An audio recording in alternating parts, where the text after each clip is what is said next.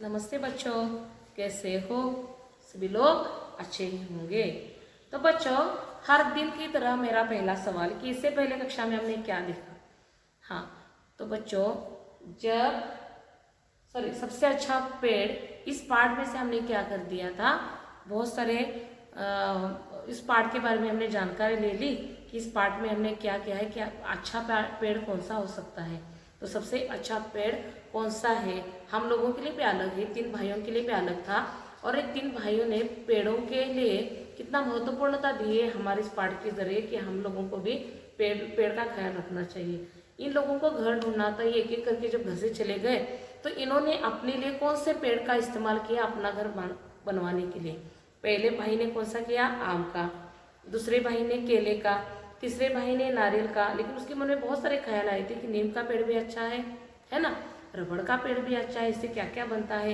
ये सारे बहुत सारे रोचक बातें हमने इस पाठ में देखी। तो उसके बाद हमने क्या देखा, टेक्स्ट बुक हमने क्या किया था, सॉल्व किया था, यानी टेक्स्ट बुक को हमने सुलझाया था और हमने कुछ होमवर्क भी दिया था आपको, जो आपको टेक्स्ट बुक में ही करना था। तो आप बारी है जो अगला हमारा टेक्स्ट बुक का जो नेक्स्ट लेवल है उसमें जाने की। तो अभी हम क्या करने वाले हैं, अभी हम हमारे अगले चरण की ओर जाने वाले हैं, यानी टेक्स्ट बुक का अगला भाग आज हम क्या करने वाले हैं, समझने वाले हैं। तो बच्चों, हमारे टेक्स्ट बुक में जो पृष्ठ क्रमांक है यानी पेज नंबर, पृष्ठ क्रमांक कितना है देखिए, 127, 127। इसको हम क्या करने वाले आज, इसको देखने वाले कि इसमें क्या बदलाव है और क्या है। ठीक है बच्चों? तो हाँ, तो हम तो काउंटिंग करना भूल ही गए। काउंटिंग किस लिए होती है, टेक्स्ट बुक आपके पास, पेंसिल, इरेजर सब कुछ होना चाहिए ना, इसलिए। तो बच्चों चलो मैं काउंटिंग स्टार्ट करती हूँ, तब तक आपके पास टेक्स्ट बुक, पेंसिल, इरेजर सब कुछ चाहिए। 1 2 3 4 5 और 0। ठीक है बच्चों? तो देखो, हमने सबसे अच्छा इस पेड़ में बहुत सारे रोचक बातें दिखी। तो मैं आशा करती हूँ सब लोगों ने टेक्स्ट बुक अपने अपने आपके पास आए होंगे। तो अभी हम पढ़ते हैं कि इसमें क्या उन्होंने बताया है। यहाँ कुछ पत्तियों के बारे में कुछ वाक्य दिए गए हैं, आप अपने टेक्स्ट बुक में देखिए, जहाँ ऐसी पत्तियां दिखाई गई है, पूरे बहुत सारी पत्तियां हैं। तो वाक्यों का सही चित्र से मिला पत्ती पहचान पा रही हो तो उसका नाम भी लिख सकते हो। तो देखो, यहाँ बहुत सारे पत्तियों के बारे में जानकारी उन्होंने दी है कि ये पत्ती कौन सी है। इस चित्र को देखकर आपको समझना है कि आपने ऐसी पत्ती कभी देखी है। हाँ, तो उन्होंने पहला बोला है, देखिए, लंबी पतली पत्ती जो आगे से नुकीली है। पहला था लंबी पत्ती, यानी क्या है, हाँ, अब हम उसको बोलते हैं लीफ। पेड़ों के पत्ते जो होते हैं उसको ही पत्ती बोला जाता है। लंबी पतली पत्ती जो आगे से नुकीली है। आगे से कैसी है, नुकीली है।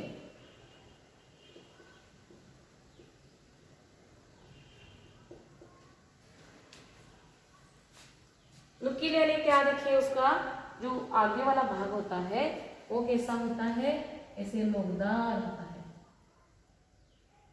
ऐसे। वो कौन सी है, हाँ, ये होती है आम की पत्ती।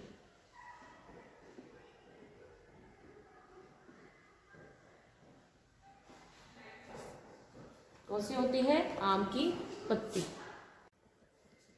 हाँ बच्चों, तो पहला है पहचान और मिला में हमने देखा क्या है, लंबी पतली पत्ती जो आगे से नुकीली है, वो कौन सी है, आम की पत्ती है। क्योंकि आम की पत्ती ऐसे होते हैं ना, यहाँ जैसे नुकीली, ये हमने चित्र बनाया था ना। हाँ, तो जो है ये आम की पत्ती की जो नुकीली जैसी लगती है बिल्कुल।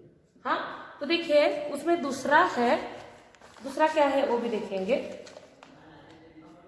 नीचे से गोल, नीचे से गोल, आगे जाकर आगे जाकर नुकीली हो जाती है।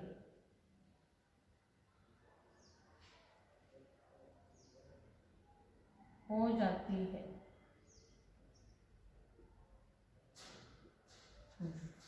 तो देखो कौन सी है। हाँ, तो देखो जो है क्या है, पीछे से गोल और आगे जाके क्या होती है, नुकीली हो जाती है। ऐसा पत्ता कौन सा है। हाँ बच्चों, तो देखो ऐसा पत्ता होता है कौन सा, इसके आपके टेक्स्ट बुक में यहाँ है, उसी के सामने देखिए, यह पीपल का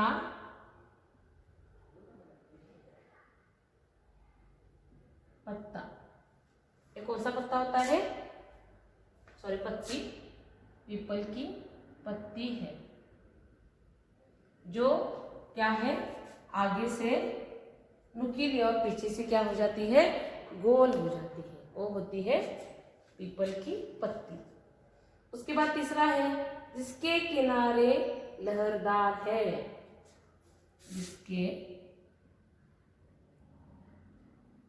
किनारे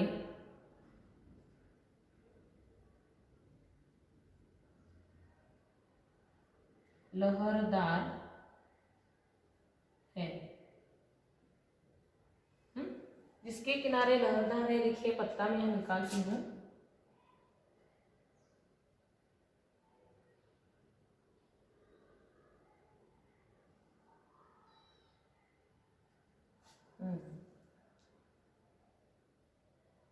तो ऐसा किसका पत्ता होता है, हाँ जो बहुत बड़ा होता है, लंबा होता है, जो फल हमें खाने के लिए अच्छे लगते हैं, वो होता है केले का। तो यह कौन सा पत्ता है, यह केले का पत्ता है। ठीक है,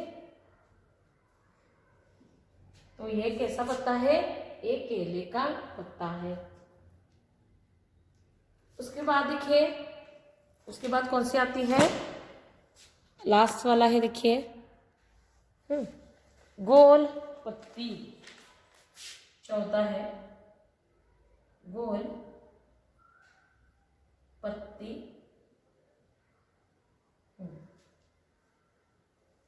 जो पत्ती कैसे होती है, देखिए ऐसी गोल होती है। हाँ, तो ऐसी गोल पत्ती हमें कहाँ दिखाई देती है, हाँ कमल के फूल में, फूल की पत्ती जो बिल्कुल पानी के ऊपर तैरती है वैसी होती है। तो ये गोल पत्ती कैसी है, यह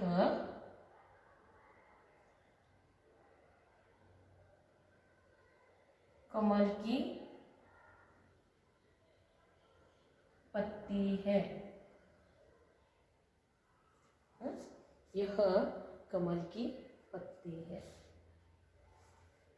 तो इस प्रकार इनके हर एक पत्ते अलग अलग है, उसी प्रकार से इन पत्तों में अलग अलग प्रकार के प्रकार है। जो हमारे आजू बाजू में पेड़ है उनमें से ये प्रकार आपको क्या करते हैं, आपको दर्शाते हैं। तो बच्चों इसको आपको अपने टेक्स्ट बुक में लिखना है, क्योंकि टेक्स्ट बुक में ही यहाँ जगह है, और इसको वहीं पर आपको उसको क्या करना है, जोड़िया जैसे मिलाते ना, बिल्कुल उसको उसमें ही, इसमें ही आपको क्या करना है, इसको लिख कर लेना है। तो कुछ सेकंड का समय है आपको लिखने के लिए, झट से इसको लिख कर ले लें।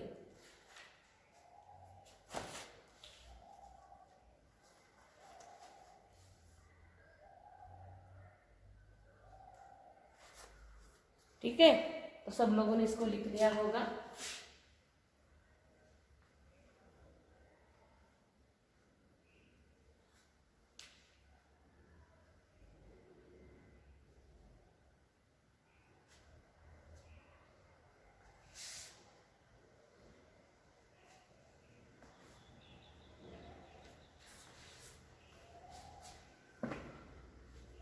आओ बने घोंचू, अभी नए हैं। पेज नंबर देखिए 128, 128। क्या है, आओ बने खोजू। आओ बने खोजो। तो आपके टेक्स्ट बुक में बच्चों आओ बने खोजो ये क्या है, हम इसको पहले पढ़ेंगे, ठीक है। फिर पढ़ने के साथ हम इसको देखेंगे कि हमें इसको इसमें क्या बताया गया और किस लिए क्या है, ठीक है। रबड़ के पेड़ की छाल पर चिरा लगाने से दूधिया रस निकलता है। पता करो किन पेड़ों के पौधों को पत्ते को तोड़ने पर दूधिया रस निकालता है। अब पत्तों को सुखा कर चिपका, जिससे दूधिया रस निकालता हो, जिससे चिकनी चिकनी होती हो, जिन पत्तियों से नसें उभरती हुई होती हो। तो पत्तों आपके आसपास है बच्चों, आपके आसपास बहुत सारे पत्ते हैं, वो तो पत्तों में थोड़ा सा क्या से सफेद कलर का जो चीक से बोला जाता है ना, वो होता है। ऐसे पत्ते कौन से हैं इसको आपको ढूंढना है और इसको तलाश कर इसको आपको इसको नए प्रकार से इसको क्या करना है, सुखाना है, और उसमें क्या क्या परिवर्तन होता है उसको आपको यहाँ बताना है, ठीक है। ये आपको खुद कार्य करना है। उसके बाद देखिए कैसे पढ़े नाम, आओ बने खोज तो हमारा हो गया। अभी नेक्स्ट है कैसे पढ़े नाम।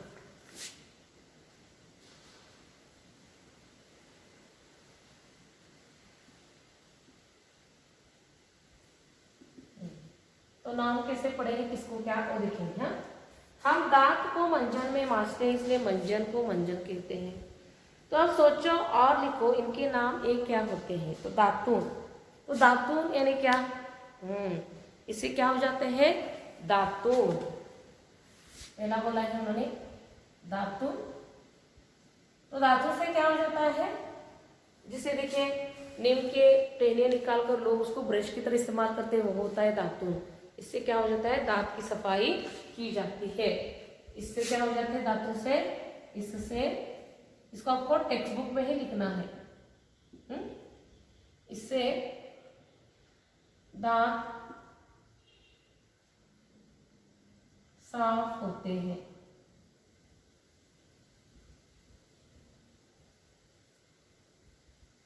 इससे क्या होते हैं, दांत साफ हो जाते हैं, चकाचक हो जाते हैं। हम तो ब्रश का इस्तेमाल करते हैं, लेकिन पहले बहुत सारे लोग अभी भी करते हैं, नीम की थोड़ी सी टहनी को इसको काट कर दातुन का इस्तेमाल करते हैं। छलनी, छलनी तो पता है हमारे घर में, किचन में हमारे हो जाता है ना, रसोई घर में छलनी का क्या काम है। हाँ, इससे क्या करती है, चीजें छानी जाती है, छानी जाती है, वो होती है छलनी। उसके बाद तीसरा है देखिए मथनी। मथनी देखो, इसको हम बोलते हैं मराठी में रवी। जिससे क्या हो जाता है, ताक और दही को उसको क्या जाता है, घुसड़ने होता है ना मराठी में, बिल्कुल उसको मथना कहा जाता है हिंदी में। दूध दही को, दही घुसड़ने मराठी, और दही को मथना क्या हो जाता है, हिंदी में हो जाता है। तो दही मथने के बाद क्या हो जाता है, घी निकलता है। उसके बाद उस घी, हमें वो घी बहुत अच्छा पसंद, बहुत पसंद है ना, वो होता है। तो देखिए इससे क्या हो जाता है, दूध और दही क्या किया जाता है, मथना, मथा जाता है, मथा जाता है। दूध और दही क्या करते हैं, मथे जाते हैं, यानी उसको, इससे पहले लोग क्या करते थे, बड़े बड़े घड़े भर कर दूध जब होता था दही करके उसमें ऐसा रस्सी लगाकर हाथ से ऐसे किया जाता था, तो वो होता था मथना। अभी तो ये कम होता जा रहा है, लेकिन पहले ऐसा बहुत था, ठीक है बच्चों। तो कुछ सेकंड का समय आपके पास, इसको झट से क्लिक करो, इसको रफ करने वाली हूँ।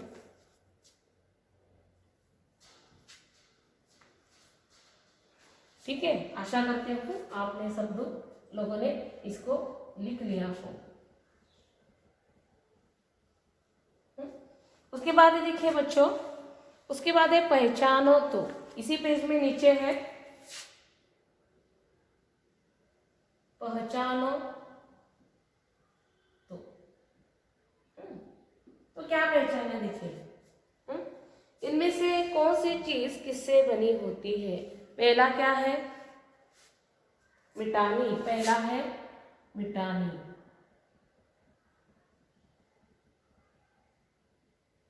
ये है मिटानी। तो इसे क्या किया जाता है, मिटानी यानी क्या, इंग्लिश में इसको इरेजर बोला जाता है, यानी मिटाने। तो मिटाने से क्या करते हैं, ये किस चीज से बनता है, हाँ ये बनता है रबड़ से। किसे बनता है, ये बनता है रबड़ से। उसके बाद ये छोटी सी कुछ एक रस्सी जैसी लग रही है, तो इसको किसे बनाया जाता है, नारियल से। नारियल के जो छाल है उसका जो गुद्दा होता है, उसकी जो ऊपर का भाग होता है नारियल का, उससे क्या बनती है, ये रस्सी जो है वो रस्सी बनाई जाती है, नारियल से बनाई जाती है।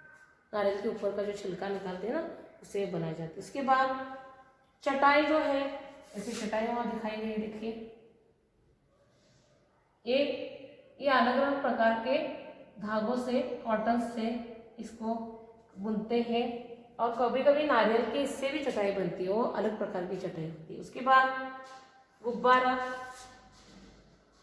जो हम बर्थडे के दिन इस्तेमाल करते हैं, उसको किससे बनाया जाता है, उससे को भी रबड़ से ही बनाया जाता है। और उसके बाद उसको हम बोलते हैं ना मराठी में सूप, जिससे अनाज को साफ किया जाता है। ऐसा जो सूप होता है उसको क्या, उससे क्या साफ किया जाता है, हाँ उसको किससे बना जाता है, बांस से बना जाता है। बांस यानी क्या है, बाम्बू। बांस से इसे बनाया जाता है। जो हमारे घर में सूप, ये जो सुपली हम इसको मराठी में बोलते हैं, उस सूप को क्या किससे बनाया जाता है, बांस से बनाया जाता है। तो बच्चों आपके पास कुछ ही समय का वक्त है, इसको आपको टेक्स्ट बुक में ही सॉल्व करना है अपने। तो आप उसको टेक्स्ट बुक के सामने से रबड़ से, नारियल धागों से, रबड़ से, बांस से, उसके नीचे आप उसको यहाँ आपको इसको लिख सकते हो। ठीक है, कुछ ही सेकंड का समय इसको रफ करने वालों झट से लिख कर ले लो।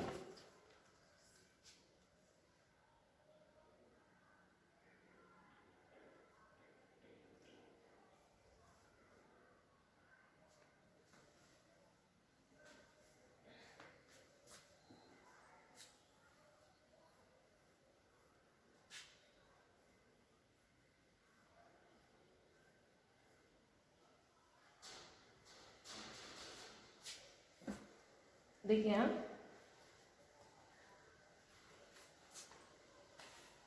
अभी आगे देखिए, तुलना करो, सही जगह पर सही निशाना लगाओ। तो सबसे घना क्या है, नारियल का पेड़ होता है, आम का पेड़ होता है, या केले का। घना यानी जिसमें बहुत सारी पत्तियां हैं। तो बच्चों इसमें हमें टिक करना है। आप अपने टेक्स्ट बुक में यहाँ इसमें इस रकाने में आपको खुद को ही इसको कर सकते हो, जिसमें बताऊंगी। तो सबसे घना क्या है, सबसे घना आम का पेड़ हो सकता है, क्योंकि उसमें बहुत सारी गहरी छांव भी देता है। सबसे ऊंचा कौन सा पेड़ है, हाँ बच्चों बताओ, मुझे पता है आप लोगों को पता है, हाँ सबसे ऊंचा नारियल का पेड़ होता है। Very nice. चढ़ने में सबसे आसान कौन सा होता है, जिसमें जल्दी जल्दी ऊपर चढ़ सके, नारियल तो बहुत कठिन है। मुझे लगता है आम का ही पेड़ क्या है, केले पर तो हम चढ़ नहीं सकते, गिर जाएगा। तो सबसे अच्छा चढ़ने के लिए पेड़ होता है आम। सबसे मोटा तना कैसे होता है, तना यानी क्या बच्चों, जो भाग होता है ना ऐसे नीचे वाला, वो किसका होता है, नारियल का तो नहीं हो सकता, नारियल तो पतला होता है, केले का तो छोटा होता है। तो अभी इसमें भी है आम आ गया। सबसे बड़े पत्ते किसके होते हैं, अभी देखो दो पेड़ हैं,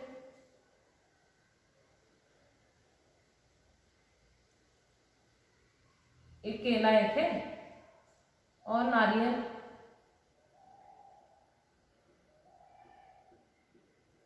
दोनों भी एक जैसे बड़े। आम का तो बहुत छोटा होता है ना, आम का ऐसा नुकीला होता है आम का। तो इन दोनों में से क्या है, केला और नारियल, दोनों पर भी हमें टिक करना है। उसके बाद सबसे मीठा फल आम ही है। फल खाना सबसे आसान कौन सा है, हाँ नारियल को तो बहुत बड़ा होता है, उसको फोड़ कर उसकी गरी निकाल कर खाना पड़ता है। आम को पकने का इंतजार करने पड़ता है बहुत दिनों तक, हर बार नहीं मिलता है, साल में एक बार मिलता है। केला हर साल में कभी भी मिल सकता है। तो सबसे अच्छा क्या है, केले का। तो इस प्रकार बच्चों हमें इसको क्या करना है, टिक करके लेना है।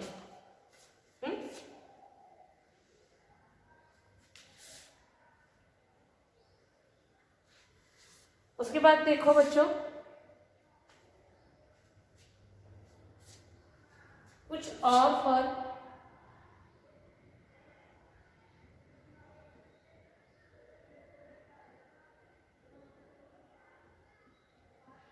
कुछ और फलों के नाम।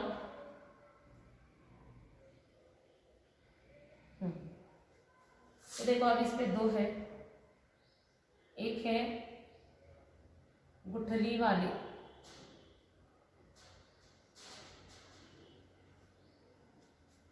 दूसरी है बिना गुठली वाले।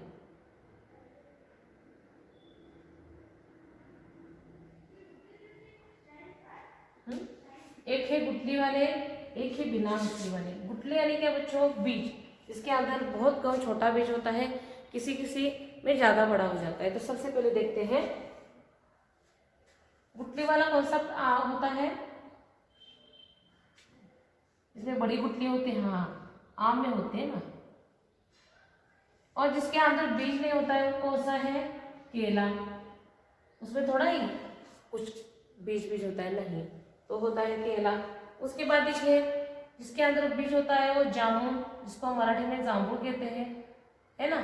जामुन के अंदर छोटा सा बीज होता है, नीले कलर का, है ना। और उधर अगर देखेंगे तो पपीता में बहुत छोटे छोटे होते हैं और कम होते हैं, मतलब होते हैं लेकिन बहुत छोटे होते हैं, इतनी बड़ी गुठली नहीं होती ना, हाथ में बहुत सॉफ्ट लगते हो इसलिए।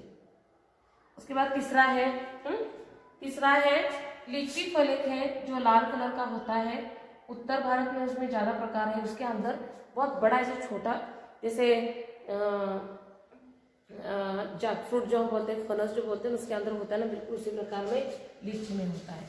तो यहाँ देखिए, यहाँ तरबूजा के प्रकार ही खरबूजा है, जिसमें बहुत छोटी छोटी पतली पतली क्या हो जाती है, जिसमें बीज आ जाते हैं, उसमें गुठली नहीं होती, हार्ड नहीं होता है वो, हाँ बहुत सख्त नहीं होता है वो, ठीक है। उसके बाद आलू बुखारा, ये भी एक ऐसा फल है जिसमें क्या हो जाता है, बहुत बड़ी गुठली होती है उसके अंदर। इसको आपको अगर आलू बुखारा आपको देखना है तो इसको अपने नेट पर आलू बुखारा करके डालोगे तो आपको फल समझ में आएगा कौन सा है।